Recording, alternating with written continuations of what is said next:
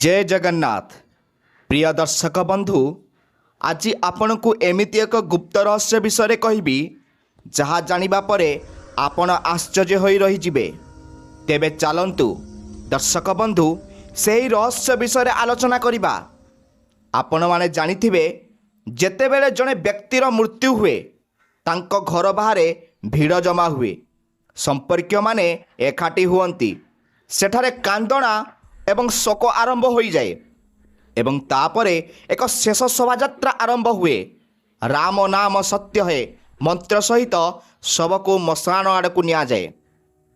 गतकाली पर्यंत मखमल गदी रे सोई पाई नथिबा शरीर को काठ गदा उपरे रखा जाए, निया लगा जाए एवं शरीर रे निया जलिबा आरंभ करिबा मात्रे धीरे धीरे समस्त संपर्कीय बंधु एवं परिवार सदस्य माने चाली जीवा आरंभ करती।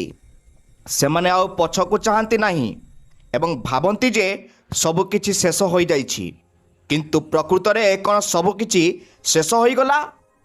गरुड़ पुराणर प्रेत विभागर विस्तृत भाव में वर्णित भयंकर एवं मेरुदंड थंडा सत्य एहिठारु आरंभ हुए। जेतेबेले श्मशान रे शेष व्यक्ति मध्य चली जाए, जेतेबेले चितार अग्नि निष्कासित होबाकू आरंभ हुए एवं केवल गरम पाउंस एवं नीरवता रही जाए, जड़े व्यक्ति ठिया होई रही थाए। से मनीष नुहे, यह मृत व्यक्ति आत्मा निज पाउंस पाखरे ठिया होई दृश्य को देखु थाए। कल्पना करंतु जेउ आत्मा किछि घंटा पूर्वरु सेई शरीर भितरे थिला, निजको निजर बोली विश्वास करुथिला, एबे ताको पाउंस गदारे परिणत हेउथिबार देखुथिबो। से विश्वास करि पारु नाही जे जो शरीर को से सारा जीवन पालन करिथिला, पोषण करिथिला एवं सुरक्षा देइथिला, दर्पण को देखिबा समय रे जो मुह को से थरे गर्व करुथिला ताहा बे मुठाए पाउंस होई गला। गरुड़ पुराण रे कुहा जाइछि जे शवदाह परे सेई घंटा आत्मा पाई सबुठारु जंत्रणादायक एवं भयंकर कष्ट सहिबाकू पड़िथाए। यह सेही मुहूर्त जेतेबेले आत्मा प्रथमे अनुभव करे जे से आउ ए भौतिक जगतर अंश नुहे। श्मशानर भयंकर नीरवतारे एही गोटे घंटारे आत्मार कौन हुए एवं से कौन देखे, से तुरंत सेठारु जमलोक को कहीं जाए नहीं। आज आमे एही गभीर रहस्य को उन्मोचन करिबा। ता पूर्वरु वीडियोटी को लाइक एवं सब्सक्राइब कर दियंतु। दर्शक बंधु चलंतु डेरी न करी वीडियो को संपूर्ण भावे देखिबा। प्रथमे शरीर जलुवा अवस्था को आमको बुझवाक पड़ो। शास्त्र अनुसार जे पर्यंत शरीर संपूर्ण भाव में जली न जाए आत्मा मोहित रही थाए, यह जलुवा शरीर को फेरिया आग्रही होता है। आशा करी यह चारि पाखरे घूरी बुलुछि, किंतु अग्निर उत्ताप एवं मृत्युर दूत मानकर अदृश्य फास यह प्रवेश करने को बाधा दे थाए। यार चर्म जलुवा, यार हाड़ फाटिबा देखे यही दृश्य तांको पाई एक प्रलय ठारू कम नुहे। एवं तापरे कपाल क्रिया नामक जंत्रणादायक मुहूर्त आसे, जेतेबेले परिवार कौनसी सदस्य किंबा पुओ जलुथिबा शवर मुंड को बाउंस बाड़ी आघात करी यहाकू भांगी दिए। यही दृश्य देखिबा पाई भयंकर, किंतु आत्मा पाई आहुरी जंत्रणादायक। गरुड़ पुराण रे कुहा जाइछि जे खपुरी फाटिबा सहित एक जोर रे विस्फोरण हुए, जहाँ केवल आत्मा शुणी पारे। एही मुहूर्त रे आत्मार सेही शरीर सहित शेष संपर्क छिन्न हो जाए। यह अनुभव करे जे फेरिबार कौनसी रास्ता नहीं, द्वार सबुदिन पाई बंद हो जाए। किंतु प्रकृत कहानी यह पर आरंभ होता है।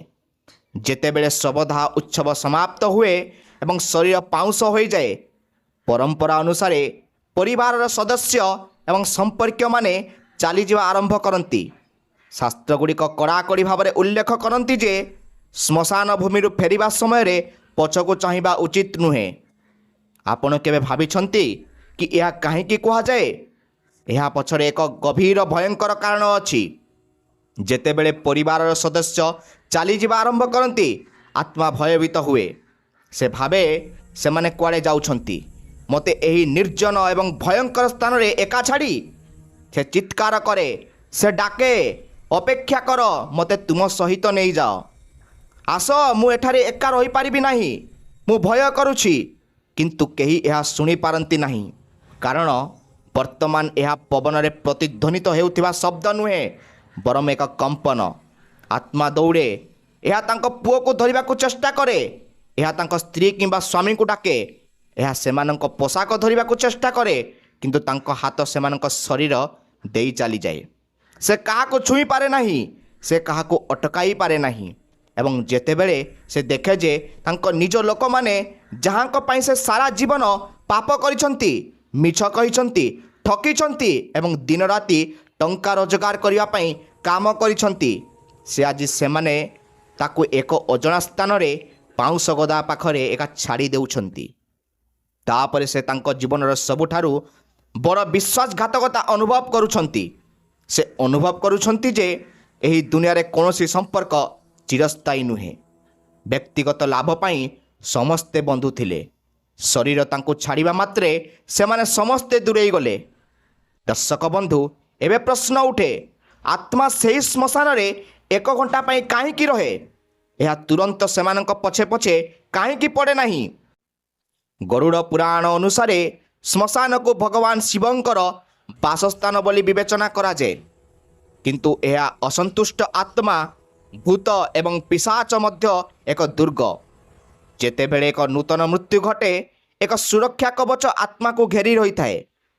କିଛି ସମୟ ପାଇଁ ଶ୍ମଶାନରେ ନକାରାତ୍ମକ ଶକ୍ତିରୁ ରକ୍ଷା କରେ, କିନ୍ତୁ ସମୟ ବିତିବା ସହ ସେହି କବଚ ଦୁର୍ବଳ ହୋଇଯାଏ। ସେହି ଗୋଟିଏ ଘଣ୍ଟା ମଧ୍ୟରେ ଆତ୍ମା ଶ୍ମଶାନରେ ଅନ୍ୟ ଭ୍ରମଣକାରୀ ଆତ୍ମାମାନଙ୍କୁ ଦେଖିବାକୁ ଆରମ୍ଭ କରେ। ସେ ଅଦ୍ଭୁତ ଭୟଙ୍କର ଶବ୍ଦ ଶୁଣେ। ସେ ଦେଖେ ଯେ ସେଠାରେ ଅନେକ ଆତ୍ମା ଅଛନ୍ତି, ଯେଉଁମାନେ ଶହ ଶହ ବର୍ଷ ଧରି ମୁକ୍ତି ପାଇଁ ଆଗ୍ରହୀ, କ୍ଷୁଧା ଏବଂ ଶୋଷରେ ପୀଡ଼ିତ, ଏବଂ ଯାହାଙ୍କ ଶରୀର ବିକୃତ ହୋଇଯାଇଛି। କିଛି ଆତ୍ମା ବାୟୁରେ ଭାସନ୍ତି, ଯେତେବେଳେ ଅନ୍ୟମାନେ ଭୂମିରେ ଘଷି ଘଷି ଯାଆନ୍ତି। ନୂତନ ଆତ୍ମାକୁ ଦେଖି ସେମାନେ ତାକୁ ଭୟଭୀତ କରିବାକୁ ଚେଷ୍ଟା କରନ୍ତି। ଏହା ଦେଖି ନୂତନ ଆତ୍ମା ଭୟରେ ଥରି ଉଠେ। ଏହା ଲୁଚିବା ପାଇଁ ସ୍ଥାନ ଖୋଜେ, କିନ୍ତୁ ଶ୍ମଶାନରେ ତ ଖୋଲା ସ୍ଥାନରେ ଲୁଚିବା ପାଇଁ କୌଣସି ସ୍ଥାନ ନାହିଁ। ଏହା ନିଜର ଭୁଲ ଏବଂ ପାପ ପାଇଁ ଅନୁତାପ କରିବାକୁ ଆରମ୍ଭ କରେ। ଏହା ଭାବେ, ଯଦି ମୁଁ ଜୀବନରେ କିଛି ଭଲ କାମ କରିଥାନ୍ତି, ଯଦି ମୁଁ ଭଗବାନଙ୍କ ନାମ ନେଇଥାନ୍ତି, ତେବେ ମୋତେ ଏହି ଦିନ ଦେଖିବାକୁ ପଡ଼ିନଥାନ୍ତା। ଗରୁଡ଼ ପୁରାଣ କହେ ଯେ ସେହି ଘଣ୍ଟା ମଧ୍ୟରେ ଯମଦୂତମାନେ ଆତ୍ମାକୁ ତୁରନ୍ତ ବନ୍ଦୀ କରନ୍ତି ନାହିଁ। ସେମାନେ ଏହାକୁ ମୁକ୍ତ କରନ୍ତି, ଯାହାଦ୍ୱାରା ଏହା ନିଜ ଆଖିରେ ଶରୀର ଏବଂ ବିଶ୍ୱର ପ୍ରକୃତ ମୂଲ୍ୟ ଦେଖିପାରିବ, ଯାହା ପାଇଁ ସେ ଏତେ ଗର୍ବିତ ଥିଲା। କିମ୍ବା ଶ୍ମଶାନ ଭୂମି ଏକ ବିଚ୍ଛିନ୍ନତାର ମୁହୂର୍ତ୍ତ। ଆତ୍ମା କ'ଣ ହରାଇଛି ଏବଂ କ'ଣ ପାଇଛି, ତାହା ଅନୁଭବ କରିବା ପାଇଁ ସେଠାରେ ରହିବାକୁ ପଡ଼ିବ। ସେହି ସମୟରେ ଆତ୍ମା ଏକ ବହୁତ ଅଦ୍ଭୁତ ଅଭିଜ୍ଞତା ଅନୁଭବ କରେ। ଏହା ସମୟର ଭାବନା ହରାଇଥାଏ। ଆମକୁ ଯାହା 1 ଘଣ୍ଟା ପରି ମନେ ହୋଇଥାଏ, ତାହା ସେହି ଆତ୍ମା ପାଇଁ ଦିନ ପରି ମନେ ହୋଇଥାଏ। ସେହି ନିର୍ଜନତାରେ, ସେହି ନୀରବତାରେ ଏହା ନିଜ ଜୀବନର ରିଲ୍ ଦେଖିବାକୁ ଆରମ୍ଭ କରେ। ଗରୁଡ଼ ପୁରାଣ ଏହାକୁ ଏକ ଜୀବନ ସମୀକ୍ଷା ବୋଲି କୁହେ। ପିଲାଦିନରୁ ଯୁବକ ଦିନରୁ ବୃଦ୍ଧ କାଳ ପର୍ଯ୍ୟନ୍ତ ଏହା କରିଥିବା ପ୍ରତ୍ୟେକ କାର୍ଯ୍ୟ ଏକ ବନ୍ଦ କୋଠରୀରେ କିମ୍ବା ସର୍ବସାଧାରଣ ସ୍ଥାନରେ ଏହା ଆଖି ଆଖରେ ଝଲସି ଉଠେ। ଏହା ଯେଉଁ ଲୋକମାନଙ୍କୁ ଆଘାତ ଦେଇଥିଲା, କାହାର ଅଧିକାର ହଡ଼ପ କରିଥିଲା ଏବଂ କାହାକୁ ବିଶ୍ୱାସଘାତକତା କରିଥିଲା। ଏବଂ ସବୁଠାରୁ ଗୁରୁତ୍ୱପୂର୍ଣ୍ଣ କଥା ହେଉଛି, ଏହା ଅନ୍ୟମାନଙ୍କ ଉପରେ ଏହାର କାର୍ଯ୍ୟର ପ୍ରଭାବ ମଧ୍ୟ ଦେଖେ। ଯଦି ଏହା ଜଣେ ଗରିବ ଲୋକର ମଜୁରୀ ଚୋରି କରେ, ତେବେ ସେ ସେହି ଗରିବ ଲୋକର ପିଲାମାନଙ୍କୁ ଭୋକରେ କାନ୍ଦୁଥିବାର ଦେଖେ। ଯଦି ସେ କୌଣସି ପ୍ରାଣୀ ଉପରେ ପଥର ଫିଙ୍ଗିଥାଏ, ତେବେ ସେ ସେହି ପ୍ରାଣୀର ଯନ୍ତ୍ରଣା ଅନୁଭବ କରେ। ଏହା ମାନସିକ ଯନ୍ତ୍ରଣା ଶାରୀରିକ ଯନ୍ତ୍ରଣା ଅପେକ୍ଷା ଅନେକ ଗୁଣ ଅଧିକ। ଆତ୍ମା ଚିତ୍କାର କରେ ଏବଂ କାନ୍ଦେ, କିନ୍ତୁ ତା'ର ଲୁହ ପୋଛିବା ପାଇଁ କେହି ନଥାନ୍ତି। କେବଳ ପବନର ଶବ୍ଦ ଏବଂ କୁକୁରଙ୍କର ଦୂରରେ କାନ୍ଦିବାର ଶବ୍ଦ ଥାଏ। ଏହି ମୁହୂର୍ତ୍ତ ଯେତେବେଳେ ଜଣେ ବ୍ୟକ୍ତି ନିଜର ପ୍ରକୃତ ସ୍ୱଭାବକୁ ଅନୁଭବ କରେ, ସେମାନେ ଅନୁଭବ କରନ୍ତି ଯେ ଯେଉଁ ସ୍ଥିତି, ପ୍ରତିଷ୍ଠା ଏବଂ ଧନ ପାଇଁ ସେମାନେ ଏତେ ଗର୍ବ କରୁଥିଲେ, ତାହା ସବୁ ଶ୍ମଶାନ ଫାଟକ ବାହାରେ ରହିଯାଇଛି। କେବଳ ସେମାନେ ଏବଂ ସେମାନଙ୍କର କାର୍ଯ୍ୟ ଭିତରକୁ ପ୍ରବେଶ କରିଛନ୍ତି। ସେହି ଶ୍ମଶାନ ମହଲାରେ ଠିଆ ହୋଇ ଆତ୍ମା ଦେଖେ ଯେ ତାଙ୍କ ଶରୀର ପାଉଁଶ ଏବେ ଥଣ୍ଡା ହେଉଛି। ସେ ଏମାନଙ୍କୁ ଛୁଇଁବାକୁ ଚେଷ୍ଟା କରେ। ସେ ମନେ ପକାଏ ଯେ ସେ ଏହି ଶରୀରରେ ମହଙ୍ଗା ପୋଷାକ ପିନ୍ଧି ଏହାକୁ ଶୁଙ୍ଘି ଦେଉଥିଲା, କିନ୍ତୁ ଆଜି ଏହି ପାଉଁଶ ପବନରେ ଉଡ଼ୁଛି ଏବଂ ସେଗୁଡ଼ିକ ସଂଗ୍ରହ କରିବାକୁ କେହି ନାହାନ୍ତି। ଏହି ଶୂନ୍ୟତା ତାଙ୍କୁ ଭାଙ୍ଗି ପକାଏ। କିନ୍ତୁ କାହାଣୀ ଏଠାରେ ଶେଷ ହୁଏ ନାହିଁ। ଯେତେବେଳେ ଗୋଟିଏ ଘଣ୍ଟା ବିତିଯାଏ ଏବଂ ପରିବାରର ସଦସ୍ୟମାନେ ଦୂରରେ ଏବଂ ଘର ଆଡ଼କୁ ଥାଆନ୍ତି, ଆତ୍ମାର ଆସକ୍ତି ପୁଣି ଜାଗ୍ରତ ହୁଏ। ସେ ଭୟଭୀତ ହୋଇଯାଏ ଏବଂ ତାଙ୍କ ପରିବାରର ପଛରେ ଦୌଡ଼େ। ସେ ତାଙ୍କ ପୁଅ ଏବଂ ଭାଇମାନଙ୍କୁ କଥା ହେଉଥିବାର ଦେଖେ। ସେ ସେମାନଙ୍କ କଥା ଶୁଣିବାକୁ ଚେଷ୍ଟା କରେ। କେତେବେଳେ ସେ ଶୁଣି ଆଶ୍ଚର୍ଯ୍ୟ ହୋଇଯାଏ ଯେ ତାଙ୍କ କ୍ଷତି ପାଇଁ ଶୋକ କରିବା ପରିବର୍ତ୍ତେ ସେମାନେ ତାଙ୍କ ବ୍ୟାଙ୍କ ଆକାଉଣ୍ଟ ଏବଂ ସମ୍ପତ୍ତି ବିଷୟରେ କଥା ହେଉଛନ୍ତି। ସେମାନେ ଆଲୋଚନା କରୁଛନ୍ତି ଯେ ଏବେ ଦୋକାନର ଯତ୍ନ କିଏ ନେବ, ଘର କିପରି ବାଣ୍ଟିବା। ଏହା ଶୁଣି ଆତ୍ମାକୁ ଲାଗୁଛି ଯେପରି କେହି ତାଙ୍କୁ ଛୁରୀ ମାରି ଦେଉଛି। ସେ ଚିତ୍କାର କରେ, କୁହେ, ତୁମେ ମୂର୍ଖମାନେ, ମୁଁ ଏପର୍ଯ୍ୟନ୍ତ ଛାଡ଼ି ନାହିଁ ଏବଂ ତୁମେ ବିଭାଜନ ଆରମ୍ଭ କରିଛ। କିନ୍ତୁ ତାଙ୍କ ସ୍ୱର ସେମାନଙ୍କ ପାଖରେ ପହଞ୍ଚି ପାରେ ନାହିଁ। ସେଥିପାଇଁ କୁହାଯାଏ ଯେ ଘରେ ପ୍ରବେଶ କରିବା ପୂର୍ବରୁ ଲୁହା, ଅଗ୍ନି ସ୍ପର୍ଶ କରିବା କିମ୍ବା ନିୟମର ପତ୍ର ଚବାଇବା ଉଚିତ। ଯଦି ଆତ୍ମା ଆସକ୍ତି ହେତୁ ତୁମର ପଛେ ପଛେ ଘରକୁ ଆସିଛି, ତେବେ ତାହାକୁ ପ୍ରବେଶ କରିବାରୁ ରୋକିବା ପାଇଁ ଏହା କରାଯାଏ। ଯଦି କୌଣସି ଆତ୍ମା ମୃତ୍ୟୁ ପରେ ତୁରନ୍ତ ଘରେ ପ୍ରବେଶ କରେ ଏବଂ ମୁକ୍ତି ପାଏ ନାହିଁ, ତେବେ ସେ ସେଠାରେ ଭୂତ ଭାବରେ ବାସ କରିବାକୁ ଆରମ୍ଭ କରେ। ଗରୁଡ଼ ପୁରାଣରେ କୁହାଯାଇଛି ଯେ ଆତ୍ମା ତୃଷାର୍ତ୍ତ ଅନୁଭବ କରେ। ଶବଦାହର ଉତ୍ତାପ ତାର ସୂକ୍ଷ୍ମ ଶରୀରକୁ ପୋଡ଼ିଦିଏ। ସେ ପାଣି ମାଗେ। ସେ ନିଜେ ଘରେ ଥିବା ମଠକୁ ଯାଏ। ସେ ପାଣି ପିଉଥିବା ସମ୍ପର୍କୀୟଙ୍କ ପାଖକୁ ଯାଏ, କିନ୍ତୁ ସେ ପିଇପାରେ ନାହିଁ। ଗରୁଡ଼ ପୁରାଣରେ ଛୁଞ୍ଚି ବିନ୍ଦୁ ପରି ବର୍ଣ୍ଣନା କରାଯାଇଥିବା ଏହା କେବଳ ଏତେ ପତଳା ହୋଇଯାଏ ଯେ ସେ ପାଣିରେ ଏକ ଟୋପା ମଧ୍ୟ ଗିଳିପାରେ ନାହିଁ। ଏହା ତାର ସାରା ଜୀବନ ପୋଷଣ କରିଥିବା ଆସକ୍ତିର ଦଣ୍ଡ। ସେ ଭୋକିଲା ଅନୁଭବ କରେ। ସେ ତାର ଘରେ ଥିବା ରୋଷେଇ ଘରକୁ ଯାଏ, ଯେଉଁଠାରେ ତାର ପ୍ରିୟ ଖାଦ୍ୟ ରନ୍ଧା ହୋଇଥାଏ, କିନ୍ତୁ ସେ ଖାଇପାରେ ନାହିଁ। ସେ କେବଳ ତାର ବାସ୍ନା ପାଇପାରେ। ସେହି ଅସହାୟତା ତାକୁ ଭାଙ୍ଗି ପକାଏ। ସେହି ଘଣ୍ଟା ପରେ ଯେତେବେଳେ ଆତ୍ମା ତାର ଘରେ ପହଞ୍ଚିଥାଏ, ସେ ସେଠାରେ ଦୃଶ୍ୟ ଦେଖେ। ସେ ଦେଖନ୍ତି ଯେ ଲୋକମାନେ ତାଙ୍କ ଫଟୋରେ ମାଳ ପିନ୍ଧାଉଛନ୍ତି। କେତେକ ତାଙ୍କ କ୍ଷତି ପାଇଁ ଶୋକ କରୁଛନ୍ତି। ଅନ୍ୟମାନେ ତାଙ୍କ ସମ୍ପତ୍ତି, ଟଙ୍କା ଏବଂ ଏହାର ବିଭାଜନ ବିଷୟରେ ଆଲୋଚନା କରୁଛନ୍ତି। ଏହା ଆତ୍ମାକୁ ଗଭୀର ଭାବରେ ଆଘାତ ଦେଇଥାଏ। ସେ ଅନୁଭବ କରନ୍ତି ଯେ ତାଙ୍କ ଯିବା ପରେ ମଧ୍ୟ ଦୁନିଆ ଆଗକୁ ବଢ଼ି ଚାଲିଛି। କେହି ଜଣେ ଅଟକି ଗଲେ କିଛି ବନ୍ଦ ହୁଏ ନାହିଁ। ଯେଉଁ ଟଙ୍କା ପାଇଁ ସେ ତାଙ୍କ ଭାଇ ସହିତ ଲଢ଼େଇଥିଲେ, ଯେଉଁ ଅଳଙ୍କାର ପାଇଁ ସେ ଅନ୍ୟମାନଙ୍କୁ ଆଘାତ କରିଥିଲେ, ସେସବୁ ଆଜି ଏଠାରେ ପଡ଼ି ରହିଛି ଏବଂ ସେ ଖାଲି ହାତରେ, ଉଲଗ୍ନ ଏବଂ ଅସହାୟ ଅବସ୍ଥାରେ ଠିଆ ହୋଇଛନ୍ତି। ସେ ନିଜ ଘରେ ଜଣେ ଅପରିଚିତ ଲୋକ ପରି ଅନୁଭବ କରନ୍ତି। ସେ ନିଜ ଚେୟାରରେ ବସିବାକୁ ଚାହାନ୍ତି, କିନ୍ତୁ କରିପାରିବେ ନାହିଁ। ସେ ତାଙ୍କ ପିଲାମାନଙ୍କ ମୁଣ୍ଡରେ ହାତ ରଖିବାକୁ ଚାହାନ୍ତି, କିନ୍ତୁ ରଖିପାରିବେ ନାହିଁ। ସେ ତାଙ୍କ ସ୍ତ୍ରୀଙ୍କୁ କାନ୍ଦୁଥିବାର ଦେଖନ୍ତି ଏବଂ ତାଙ୍କୁ ସାନ୍ତ୍ୱନା ଦେବାକୁ ଚେଷ୍ଟା କରନ୍ତି, କିନ୍ତୁ ସେ କରିପାରିବେ ନାହିଁ। ଏହି ଅକ୍ଷମତା ଆତ୍ମାକୁ ପାଗଳ କରିଦିଏ। ସେ ବାରମ୍ବାର କାନ୍ଥରେ ପିଟିଥାଏ ଏବଂ ସେ ଦର୍ପଣ ନିଜକୁ ଦେଖିବାକୁ ଚେଷ୍ଟା କରେ, କିନ୍ତୁ କୌଣସି ପ୍ରତିଫଳନ ନାହିଁ। ଗରୁଡ଼ ପୁରାଣ ଏହା ମଧ୍ୟ ବ୍ୟାଖ୍ୟା କରେ ଯେ ମୃତ୍ୟୁ ପରେ ଆତ୍ମାର ସ୍ମୃତି କିମ୍ବା ଯାହାକୁ ଆମେ ସ୍ମୃତି ବୋଲି କହିଥାଉ, ତାହା ବହୁତ ତୀକ୍ଷ୍ଣ ହୋଇଯାଏ। ସେ ତାଙ୍କ ପିଲାଦିନରୁ ବୃଦ୍ଧାବସ୍ଥା ପର୍ଯ୍ୟନ୍ତ ପ୍ରତ୍ୟେକ ମୁହୂର୍ତ୍ତ ମନେ ରଖିପାରେ ନାହିଁ। ସେ କେବେ କାହାକୁ ମିଛ କହିଥିଲା, କେବେ ଜଣେ ଗରିବ ଲୋକଙ୍କୁ ହଇରାଣ କରିଥିଲା, କେବେ ଜଣେ ପଶୁକୁ ହତ୍ୟା କରିଥିଲା। ସବୁକିଛି ଏହା ଏକ ଚଳଚ୍ଚିତ୍ର ପରି ଦେଖାଯିବା ଆରମ୍ଭ କରେ। ସେହି ମୁହୂର୍ତ୍ତରେ ସେ ଅନୁଭବ କରୁଥିବା ଅନୁତାପର ନିଆଁ ଶବଦାହ ଚିତାର ଅଗ୍ନି ଅପେକ୍ଷା ଅଧିକ ତୀବ୍ର। ସେ ଚିତ୍କାର କରେ। ସେ କହେ, ମୋତେ ଆଉ ଗୋଟିଏ ସୁଯୋଗ ଦିଅ, ମୋତେ ଫେରାଇ ଦିଅ। ମୁଁ ସବୁକିଛି ଠିକ୍ କରିଦେବି। ମୁଁ ଦାନ କରିବି, ମୁଁ ପୂଜା କରିବି। କିନ୍ତୁ ସମୟର ଚକ ପଛକୁ ଘୁଞ୍ଚେ ନାହିଁ। ସେହି ମୁହୂର୍ତ୍ତରେ ଆତ୍ମା ଯମଦୂତମାନଙ୍କର ପ୍ରକୃତ ରୂପ ଦେଖିବାକୁ ଆରମ୍ଭ କରେ। ଯମଦୂତମାନେ, ଯେଉଁମାନେ ପୂର୍ବରୁ କେବଳ ଛାଇ ପରି ମନେ ହେଉଥିଲେ, ଏବେ ସ୍ପଷ୍ଟ ହୋଇଯାଆନ୍ତି। ଏକ ପାପୀ ଆତ୍ମା ପାଇଁ ସେମାନଙ୍କ ରୂପ ଭୟଙ୍କର। ସେମାନଙ୍କର ଆଖି ଲାଲ ଅଙ୍ଗାର ପରି, ସେମାନଙ୍କର କେଶ ବିକ୍ଷିପ୍ତ, ସେମାନଙ୍କର ଦାନ୍ତ ଖୋଲା ଏବଂ ସେମାନେ କଳା ପାସ୍ ଧରିଥାନ୍ତି। ସେମାନେ ନିଜ ନିଜ ମଧ୍ୟରେ ଆଲୋଚନା କରନ୍ତି ଯେ ସେମାନେ ଏହି ପାପୀକୁ କେଉଁ ନର୍କକୁ ପଠାଇବେ। ସେମାନଙ୍କ କଥାରେ ଆତ୍ମା କମ୍ପି ଉଠେ, କିନ୍ତୁ ଏକ ସଦ୍ଗୁଣ ଆତ୍ମା ଯିଏ ସାରା ଜୀବନ ଧାର୍ମିକତାର ପଥ ଅନୁସରଣ କରିଛି, ଯମଦୂତମାନେ କୋମଳ ଏବଂ ଶାନ୍ତ ଦେଖାଯାଆନ୍ତି। ସେମାନେ ସମ୍ମାନର ସହିତ କଥା ହୁଅନ୍ତି ଏବଂ ସାନ୍ତ୍ୱନା ଦିଅନ୍ତି। ଏସବୁ ଆମର କାର୍ଯ୍ୟର ପ୍ରତିଫଳନ।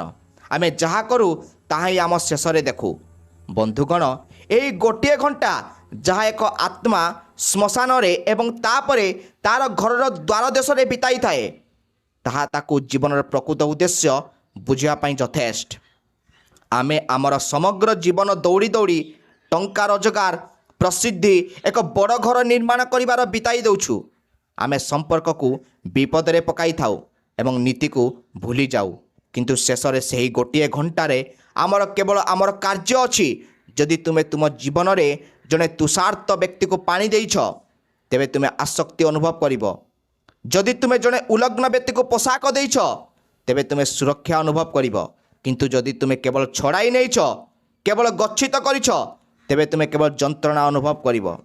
ଗରୁଡ଼ ପୁରାଣରେ ଏହି ଜ୍ଞାନ ଆମକୁ ଭୟଭୀତ କରିବା ପାଇଁ ନୁହେଁ, ଏହା ଆମକୁ ଜାଗ୍ରତ କରିବା ପାଇଁ ଉଦ୍ଦିଷ୍ଟ। ଏହା ଆମକୁ କୁହେ ଯେ ଆମେ ଯେଉଁ ମୃତ୍ୟୁକୁ ଏତେ ଭୟ କରୁ ତାହା ଅନିବାର୍ଯ୍ୟ ଏବଂ ଯେତେବେଳେ ଏହା ଆସେ, ଆମର ବ୍ୟାଙ୍କ ବାଲାନ୍ସ, ଆମର ଡିଗ୍ରୀ, ଆମର ଅନୁଗାମୀ କୌଣସି କାମରେ ଆସିବ ନାହିଁ। ସେହି ଗୋଟିଏ ଘଣ୍ଟାରେ ଯେତେବେଳେ ଆମେ ନିଜ ପାଉଁଶକୁ ଦେଖୁ, ଆମେ କେବଳ ସାନ୍ତ୍ୱନା ପାଇଥାଉ। ତାହା ହେଉଛି ଆମେ କାହାର ଭଲ କରିଛୁ ବୋଲି ଜାଣିବା। ସେଥିପାଇଁ ଶାସ୍ତ୍ରରେ କୁହାଯାଇଛି, ଯେ ପର୍ଯ୍ୟନ୍ତ ଶରୀରରେ ଜୀବନ ଅଛି ସେ ପର୍ଯ୍ୟନ୍ତ ଭଲ କାମ କର, ଦାନ କର, ସେବା କର ଏବଂ ସବୁଠାରୁ ଗୁରୁତ୍ୱପୂର୍ଣ୍ଣ କଥା ହେଉଛି ଈଶ୍ୱରଙ୍କ ନାମ ଜପ କର। ଭଗବାନ ବିଷ୍ଣୁ ନିଜେ ଗରୁଡ଼ ପୁରାଣରେ କହିଛନ୍ତି ଯେ ଯେଉଁମାନେ ତାଙ୍କ ନାମ ଜପ କରନ୍ତି ସେମାନଙ୍କୁ ଯମଦୂତ ଦ୍ୱାରା ନିଆଯାଇନଥାଏ, ବରଂ ତାଙ୍କ ସେବକମାନେ ନେଇଥାନ୍ତି। ତାଙ୍କୁ ଶ୍ମଶାନରେ ଭୟଙ୍କର ଗରମ ଏବଂ ଏକାକିତା ସହିବାକୁ ପଡ଼େ ନାହିଁ, ବରଂ ତାଙ୍କୁ ଏକ ଦିବ୍ୟ ବିମାନରେ ସିଧାସଳଖ ବୈକୁଣ୍ଠକୁ ସ୍ଥାନାନ୍ତରିତ କରାଯାଏ। ଶ୍ମଶାନରେ ସେହି 1 ଘଣ୍ଟା ମଧ୍ୟରେ ଆତ୍ମା ଅନେକ ଅଦ୍ଭୁତ ଅଭିଜ୍ଞତା ଅନୁଭବ କରେ। ସେ ତାଙ୍କ ପୁଅ ଦ୍ୱାରା ଅର୍ପଣ କରାଯାଇଥିବା ପିଣ୍ଡ ଏବଂ ଭାତ ବଲ ଖାଉଥିବା ଇଚ୍ଛା କରେ। ଗରୁଡ଼ ପୁରାଣ ଅନୁସାରେ ପ୍ରଥମ ଦିନ ପିଣ୍ଡଦାନ, ଯାହାକୁ ଆମେ ପିଣ୍ଡଦାନର ନୈବେଦ୍ୟ ବୋଲି କହିଥାଉ, ବହୁତ ଗୁରୁତ୍ୱପୂର୍ଣ୍ଣ। ଯଦି ରୀତିନୀତି ଅନୁଯାୟୀ ପିଣ୍ଡଦାନ କରାଯାଏ ନାହିଁ, ତେବେ ଆତ୍ମା ବହୁତ ଭୋକିଲା ହୋଇଯାଏ ଏବଂ ଶ୍ମଶାନ ଭୂମିରେ ଘୁରି ବୁଲୁଥାଏ। କେତେକ ସମୟରେ ଏହା ଶ୍ମଶାନ ପାଖରେ ଥିବା ଗଛରେ ଝୁଲି ପଡ଼ିଥାଏ କିମ୍ବା ଜଳ ଉତ୍ସକୁ ଯାଇ ନିଜର ତୃଷା ମେଣ୍ଟାଇବାକୁ ଚେଷ୍ଟା କରେ।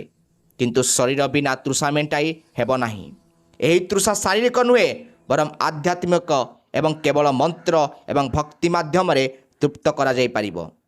ଯେଉଁମାନେ ଶ୍ରାଦ୍ଧ ଏବଂ ପିଣ୍ଡଦାନକୁ ଅଦରକାରୀ ବୋଲି ଭାବନ୍ତି, ସେମାନେ ବୁଝିବା ଉଚିତ ଯେ ଏହି ଖାଦ୍ୟ ଶରୀର ପାଇଁ ନୁହେଁ, ବରଂ ଆତ୍ମା ଯେଉଁ ଯାତ୍ରା ଆରମ୍ଭ କରିଛି ତାହା ପାଇଁ। ଏହି ଖାଦ୍ୟ ବିନା ଆତ୍ମା ଦୁର୍ବଳ ହୋଇଯାଏ ଏବଂ ଭୂତ ଜଗତରେ ପ୍ରବେଶ କରିବାର ଆଶଙ୍କା ବଢ଼ିଯାଏ। ଗରୁଡ଼ ପୁରାଣ ଆମକୁ ଆଉ ଏକ କଥା କହେ ଯେ ଏହି ସମୟରେ ଆତ୍ମା ତାର ପୂର୍ବପୁରୁଷକୁ ମଧ୍ୟ ଦେଖିପାରେ। ଯଦି ତାର କାର୍ଯ୍ୟ ଭଲ ହୋଇଥିବ, ତେବେ ତାର ପୂର୍ବପୁରୁଷ ତାକୁ ଗ୍ରହଣ କରିବାକୁ କିମ୍ବା ସାନ୍ତ୍ୱନା ଦେବାକୁ ସୂକ୍ଷ୍ମ ରୂପରେ ତା ପାଖକୁ ଆସିଥାନ୍ତି। ସେମାନେ ତାକୁ କୁହନ୍ତି, ଭୟ କର ନାହିଁ, ଆମେ ତୁମ ସହ ଅଛୁ। ଏହି ସାକ୍ଷାତ ଆତ୍ମାକୁ ବହୁତ ଶାନ୍ତି ପ୍ରଦାନ କରେ। କିନ୍ତୁ ଯଦି ତାର କାର୍ଯ୍ୟ ଖରାପ, ତେବେ ସେ ସେଠାରେ କେବଳ ଅନ୍ଧକାର ଏବଂ ଭୟଙ୍କର ବ୍ୟକ୍ତିତ୍ୱ ଦେଖେ। ଏହା ସାହାଯ୍ୟ ପାଇଁ ଡାକୁଥାଏ, କିନ୍ତୁ କେହି ଆସନ୍ତି ନାହିଁ। ସେ ଏକାକୀ ନର୍କରେ ପ୍ରଥମ ପାହାଚ। ଆମକୁ ବୁଝିବାକୁ ପଡ଼ିବ ଯେ ଆମର ଶରୀର 5ଟି ଉପାଦାନରେ ଗଠିତ: ପୃଥିବୀ, ଜଳ, ଅଗ୍ନି, ବାୟୁ ଏବଂ ଆକାଶ। ଯେତେବେଳେ ଶରୀରକୁ ଦାହ କରାଯାଏ, ଏହି 5ଟି ଉପାଦାନ ପ୍ରକୃତିକୁ ଫେରିଯାଏ। ତଥାପି ଆତ୍ମା, ଯାହା ଏହି ଉପାଦାନ ଗୁଡ଼ିକ ବାହାରେ ଅଛି, ତାହା ରହିଥାଏ। ଏହାର ସୂକ୍ଷ୍ମ ଶରୀର, ଯାହାକୁ ଯନ୍ତ୍ରଣା ଶରୀର ମଧ୍ୟ କୁହାଯାଏ, ତାହା ସ୍ଥାୟୀ ରହିଥାଏ। ଏହି ଶରୀର ମାଧ୍ୟମରେ ହିଁ ସେ ସୁଖ ଏବଂ ଦୁଃଖ ଅନୁଭବ କରେ। ଶବଦାହର ଅଗ୍ନି ଏହାକୁ ପୋଡ଼ିପାରିବ ନାହିଁ, କିନ୍ତୁ ଏହାର କର୍ମର ଅଗ୍ନି ଏହାକୁ ଭିତରେ ପୋଡ଼ିଦିଏ। ଆଜିର ଆମର ବ୍ୟସ୍ତବହୁଳ ଜୀବନରେ ଆମେ ସେହି ଜିନିଷଗୁଡ଼ିକୁ ଅନ୍ଧବିଶ୍ୱାସ ଭାବରେ ଖାରଜ କରିଦେଉ। ଆମେ ଭାବୁ, ମୃତ୍ୟୁ ପରେ କିଏ ଦେଖିଛି, କ'ଣ ହୁଏ? ବିଜ୍ଞାନ ପ୍ରମାଣ ଦାବି କରେ କିନ୍ତୁ ଆମର ଋଷିମାନେ ଏହି ଜଗତଗୁଡ଼ିକୁ ସେମାନଙ୍କର ଦିବ୍ୟ ଦୃଷ୍ଟିକୋଣରେ ଦେଖିଛନ୍ତି ଏବଂ ଗରୁଡ଼ ପୁରାଣ ଆକାରରେ ଆମକୁ ଏହି ମାନଚିତ୍ର ଦେଇଛନ୍ତି, ଯାହାଦ୍ୱାରା ଆମେ ଆମର ପଥ ହରାଉ ନାହିଁ। ଏହା ଏକ ମାର୍ଗଦର୍ଶିକା, ଏକ ମାନଚିତ୍ର ଯାହା ଆମକୁ ଏହି ଜୀବନ ପରେ ଯାତ୍ରା କିପରି କରିବେ ତାହା କହିଥାଏ। ଯଦି ଆମେ ଏହାକୁ ଅଣଦେଖା କରୁ ତେବେ ଆମେ କ୍ଷତିରେ ପଡ଼ିବା। ଯେପରି ଆମେ ସେଠାରେ ପ୍ରବେଶ କରିବା ପୂର୍ବରୁ ଏକ ଅଜଣା ଦେଶର ମାନଚିତ୍ର ଏବଂ ନିୟମ ବୁଝିଥାଉ, ସେହିପରି ମୃତ୍ୟୁ ପରେ ଜଗତକୁ ବୁଝିବା ମଧ୍ୟ ସମାନ ଗୁରୁତ୍ୱପୂର୍ଣ୍ଣ। ଗରୁଡ଼ ପୁରାଣ ଏହା ମଧ୍ୟ ବ୍ୟାଖ୍ୟା କରେ ଯେ ଯେଉଁମାନେ ଅକାଳରେ ମୃତ୍ୟୁବରଣ କରନ୍ତି, ଯେଉଁମାନେ ଦୁର୍ଘଟଣା, ଆତ୍ମହତ୍ୟା, ହତ୍ୟା କିମ୍ବା ମହାମାରୀ ଯୋଗୁଁ ଅକାଳରେ ମୃତ୍ୟୁବରଣ କରନ୍ତି, ସେମାନେ ସେହି ପ୍ରଥମ ଘଣ୍ଟା ମଧ୍ୟରେ ଆହୁରି ଯନ୍ତ୍ରଣାଦାୟକ ଅବସ୍ଥାରେ ଥାଆନ୍ତି। ସେମାନେ ବୁଝିପାରନ୍ତି ନାହିଁ ଯେ ସେମାନଙ୍କ ସହିତ କ'ଣ ଘଟିଛି। ସେମାନେ ନିଜ ଶରୀରକୁ ବିକୃତ କିମ୍ବା ପୋଡ଼ି ଦେଖି ଆହୁତି ଭୟଭୀତ ହୋଇଯାଆନ୍ତି। ସେମାନଙ୍କର ଇଚ୍ଛା ଅପୂର୍ଣ୍ଣ ରହିବା ହେତୁ ସେମାନଙ୍କର ଆସକ୍ତି ଗଭୀର ହୋଇଯାଏ। ସେମାନଙ୍କର ଜୀବନଚକ୍ର ସମ୍ପୂର୍ଣ୍ଣ ହୋଇନାହିଁ। ଏପରି ପରିସ୍ଥିତିରେ ପିଣ୍ଡଦାନ, ତର୍ପଣ ଏବଂ ନାରାୟଣ ବୋଲି ଭଳି ପ୍ରାର୍ଥନା ସେମାନଙ୍କ ପାଇଁ ଆହୁରି ଗୁରୁତ୍ୱପୂର୍ଣ୍ଣ ହୋଇଯାଏ। ଯଦି ଆପଣ ପରିବାର କିମ୍ବା ପରିଚିତ ବ୍ୟକ୍ତିଙ୍କର କେହି ଏହିପରି ମୃତ୍ୟୁବରଣ କରିଛନ୍ତି, ତେବେ ଆପଣ ନିଶ୍ଚିତ ଭାବରେ ସେମାନଙ୍କ ନାମରେ ଏକ ବିଶେଷ ପୂଜା କିମ୍ବା ଦାନ କରିବା ଉଚିତ, ଯାହାଦ୍ୱାରା ସେମାନେ ସେହି 1 ଘଣ୍ଟାର ଯନ୍ତ୍ରଣାରୁ କିଛି ମୁକ୍ତି ପାଇପାରିବେ ଏବଂ ଭୂତ ଦୁନିଆରେ ଭ୍ରମଣ ନ କରିପାରିବେ। ତେଣୁ ବନ୍ଧୁମାନେ, ଆଜି ରାତିରେ ଶୋଇବା ସମୟରେ ଦୟାକରି ଭାବନ୍ତୁ, ଯଦି ମୁଁ କାଲି ଉଠିବି ନାହିଁ ବରଂ ମୁଁ ସେହି ଶ୍ମଶାନରେ ମୋର ଭସ୍ମ ପାଖରେ ଠିଆ ହୋଇଥିବାର ଦେଖିବି, ତେବେ ମୁଁ କ'ଣ ଖୁସି ହେବି? ମୋର କ'ଣ ଏପରି କୌଣସି କାର୍ଯ୍ୟ ଅଛି ଯାହା ମୋତେ କହିବ ହଁ ମୋର ଜୀବନ ସଫଳ ହୋଇଥିଲା? ଯଦି ଉତ୍ତର ନା ହୁଏ, ତେବେ ବହୁତ ଡେରି ହୋଇନାହିଁ। ନିଶ୍ୱାସ ନେବା ଅର୍ଥ ଏବେ ବି ସମୟ ଅଛି। ଆଜିଠାରୁ ନିଜ ଜୀବନର ଦିଗ ପରିବର୍ତ୍ତନ କରନ୍ତୁ। ଘୃଣା ତ୍ୟାଗ କରନ୍ତୁ, ପ୍ରେମ ବାଣ୍ଟନ୍ତୁ, ଲୋଭ ତ୍ୟାଗ କରନ୍ତୁ, ଦାନ କରନ୍ତୁ ଏବଂ ଅହଙ୍କାର ତ୍ୟାଗ କରନ୍ତୁ, ଭକ୍ତି ଅଭ୍ୟାସ କରନ୍ତୁ। ଆପଣଙ୍କ ପିତାମାତାଙ୍କ ସେବା କରନ୍ତୁ, କାରଣ ଗରୁଡ଼ ପୁରାଣ କହେ ଯେ ଯେଉଁମାନେ ନିଜ ପିତାମାତାଙ୍କୁ ଆଘାତ ଦିଅନ୍ତି ସେମାନଙ୍କୁ ଯମଲୋକ ଯିବା ରାସ୍ତାରେ ଅଗ୍ନି ଦେଇ ଚାଲିବାକୁ ପଡ଼ିଥାଏ। ଯିଏ ଅନ୍ୟ ମହିଳାଙ୍କ ଉପରେ ଖରାପ ନଜର ପକାଏ ତାଙ୍କ ଆଖିରେ ଲୁହା ଦଣ୍ଡ ଦିଆଯାଏ। ଯେଉଁମାନେ ଛଳନା କରି ଧନ ଅର୍ଜନ କରନ୍ତି ସେମାନଙ୍କୁ ସାପ ଏବଂ ବିଛା ମଧ୍ୟରେ ରହିବାକୁ ପଡ଼ିଥାଏ। ଏଗୁଡ଼ିକ ରୂପକ ନୁହେଁ, ଏଗୁଡ଼ିକ ହେଉଛି ବାସ୍ତବତା ଯାହା ଆତ୍ମାକୁ ସାମ୍ନା କରିବାକୁ ପଡ଼ିବ, କାରଣ ଶେଷରେ କେବଳ ଏହି ଗୋଟିଏ ଘଣ୍ଟା ଉପଯୋଗୀ ହେବ। ଅନ୍ୟ ସବୁକିଛି ପାଉଁଶ ହୋଇଯିବ। ତୁମର ବଡ଼ ଘର, ତୁମର ଗାଡ଼ି, ତୁମର ଅଳଙ୍କାର ସବୁକିଛି ଅନ୍ୟମାନେ ନେଇଯିବେ। ତୁମର ଶରୀରରେ ମଧ୍ୟ ନେଇଯିବେ। ତୁମେ ଯାହା ଚାହିଁବ, ଯାହା ରହିବ ତାହା ହିଁ ତୁମର ସ୍ୱଭାବ ଏବଂ ତୁମର କାର୍ଯ୍ୟ ହେବ। ଯଦି ଏହି ସୂଚନା ଏବଂ ସେହି ସତ୍ୟ ଆଜି ତୁମ ସହିତ ପ୍ରତିଧ୍ୱନିତ ହୋଇଛି, ତେବେ ଏହାକୁ କେବଳ ଏକ ଭିଡ଼ିଓ ଭାବରେ ଭୁଲନ୍ତୁ ନାହିଁ। ଏହା ଏକ ଚେତାବନୀ, ଏକ ସଂକେତ। ଏହାକୁ ତୁମର ଜୀବନରେ ଗ୍ରହଣ କର ଏବଂ ଯଦି ତୁମେ ଚାହୁଁଛ ଯେ ତୁମର ପୂର୍ବପୁରୁଷମାନେ ଶାନ୍ତି ପାଆନ୍ତୁ, ଦୟାକରି ମନ୍ତବ୍ୟରେ ପୂର୍ଣ୍ଣ ନିଷ୍ଠାର ସହିତ ଓମ୍ ନମଃ ନାରାୟଣ ଓମ୍ ଶାନ୍ତି ଲେଖି ଦିଅନ୍ତୁ। ଏହି ଛୋଟ ମନ୍ତ୍ର ସେହି ଭ୍ରମଣକାରୀ ଆତ୍ମାମାନଙ୍କ ପାଇଁ ସକାରାତ୍ମକ ଶକ୍ତି ଆଣିପାରେ ଏବଂ ଦୟାକରି ଏହି ସତ୍ୟକୁ ତୁମର ବନ୍ଧୁ ଏବଂ ପରିବାର ସହିତ ସେୟାର କର, ଯାହାଦ୍ୱାରା ସେମାନେ ମଧ୍ୟ ଏହି ଅଜ୍ଞାନର ନିଦ୍ରାରୁ ଜାଗ୍ରତ ହୋଇପାରିବେ। ମନେ ରଖ, ମୃତ୍ୟୁ ହେଉଛି ପରମ ସତ୍ୟ, କିନ୍ତୁ କର୍ମ ହେଉଛି ଆହୁରି ବଡ଼ ସତ୍ୟ। ଆମେ ପ୍ରାୟତଃ ମୃତ୍ୟୁକୁ ଭୟ କରୁ, କିନ୍ତୁ ଆମେ ଯେଉଁ ଜୀବନ ନଷ୍ଟ କରିଛୁ ତାହାକୁ ଭୟ କରିବା ଉଚିତ। ଆମ ଯୋଗୁଁ ଆମେ କାହାର ଆଖିରେ ଲୁହ ଆଣିଥିବା ଲୁହକୁ ଆମେ ଭୟ କରିବା ଉଚିତ। ଆମେ ଯେଉଁ ବିଶ୍ୱାସ ଭାଙ୍ଗିଛୁ ତାହାକୁ ଆମେ ଭୟ କରିବା ଉଚିତ, କାରଣ ଏହି ଜିନିଷଗୁଡ଼ିକ ଶ୍ମଶାନରେ ଆମ ସମ୍ମୁଖରେ ଠିଆ ହେବ। ଶେଷରେ ମୁଁ କେବଳ ଏତିକି କହିବାକୁ ଚାହେଁ ଯେ ଜୀବନ ଏକ ଧର୍ମଶାଳା। ଆମେ ସମସ୍ତେ ଏଠାରେ ଯାତ୍ରୀ। କେତେକ ଶୀଘ୍ର ଯିବେ, କେତେକ ବିଳମ୍ବରେ, କିନ୍ତୁ ସେମାନଙ୍କୁ ଶ୍ମଶାନ ଯିବାକୁ ପଡ଼ିବ ସେମାନେ ପାଉଁଶ ସହିତ ମିଶିବା ପାଇଁ। ତେବେ ଏହି ଯାତ୍ରାକୁ ଏତେ ସୁନ୍ଦର କାହିଁକି ନ କରିବା ଯେ ଯେତେବେଳେ ଆମେ ଚାଲିଯାଉ ଲୋକମାନେ ଆମ ପାଇଁ କାନ୍ଦୁଛନ୍ତି, ଆମକୁ ସମାଲୋଚନା କରିବେ ନାହିଁ। କାହିଁକି ଏତେ ପୁଣ୍ୟ ଅର୍ଜନ କରିବେ ନାହିଁ ଯେ ଯେତେବେଳେ ଆମେ ସେହି ଶ୍ମଶାନରେ ଏକାଠିଆ ହୋଇଥିବା ଆମେ ଭୟ ଅନୁଭବ ନ କରିବା, ବରଂ ଆମେ ସନ୍ତୋଷ ଅନୁଭବ କରିବା ଯେ ଆମେ ଆମର ଜୀବନକୁ ଧାର୍ମିକ ଭାବରେ ବଞ୍ଚିଥିଲୁ ଏବଂ ଯେତେବେଳେ ମୃତ୍ୟୁର ଦୂତମାନେ ଆସିଲେ ଆମେ ହସି ସେମାନଙ୍କ ସହିତ ଏକ ନୂତନ ଏବଂ ଉତ୍ତମ ଯାତ୍ରା ଆଡ଼କୁ ଚାଲିବା। ଏହି ଭିଡ଼ିଓ ଦେଖିବା ପରେ ଆପଣଙ୍କ ମନରେ ଅନେକ ପ୍ରଶ୍ନ ଉଠିପାରେ। ହୁଏତ ଆପଣ ଭୟ ମଧ୍ୟ ଅନୁଭବ କରିପାରନ୍ତି, କିନ୍ତୁ ଏହି ଭୟ ଭଲ।